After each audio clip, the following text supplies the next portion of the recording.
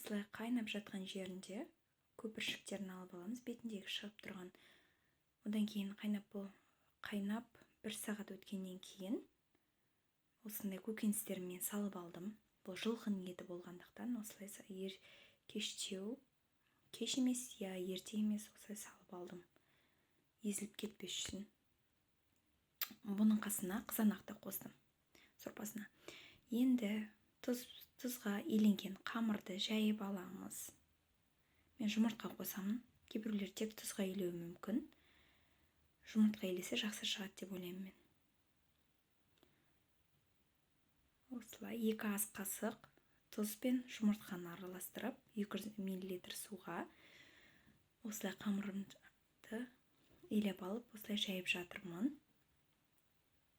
Жұмсақ әдемі шықты. Қатты болып қалмауы қажет. Ұнды көп қоспаңыздар. Жұмсақ зуаладан жақсы қамыр шығады. Қатты болса жайылу қиын болады. Енді етті алып алдық. Енді қамырын саламыз. Осылай бір-біріне жабыспайтындай қылып, сулап, осылай әдемілеп салуымыз қажет. Бір-біріне жабысып қалса, қатты болып қалуы мүмкін. Жабысып болса, қамыр салмас бұрын тұздығын құйып аламыз астына. Осылай енді дәмін көріп алдық қамырдың. Мен осылай көмекке қасықты алып алдым. Кейбіреулер қасықсыз да тезірек алады. Осылай жақсылап алуымыз қажет. Ертерек алсаңыз да соғұрлым жақсы. Қолдың қамыры болғандықтан 5-10 минут, ең кемі 5 минут тұру қажет.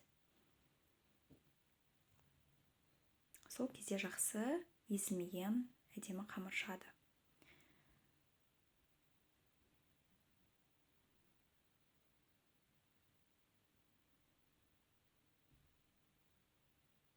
Қазақтың тамағы әрқашан дәмді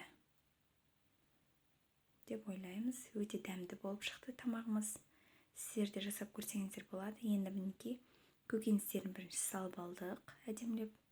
Оны әрі қарай барғанда, дастарханның басына қойғанда турап, үлкен кісілер өздері реттестіреді. Ең бірінші біздің міндетіміз табаққа етті қойып апарып беру. Яғни алдарына ұсыну. Қазының бетіне қойсаңыздар әдемі көрінеді.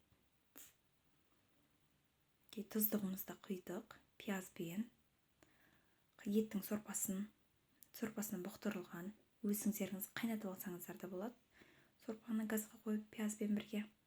Сол кезде әдемі шығады. Мінекей біздің бешбармағымыз дайын болды. Ас болсын.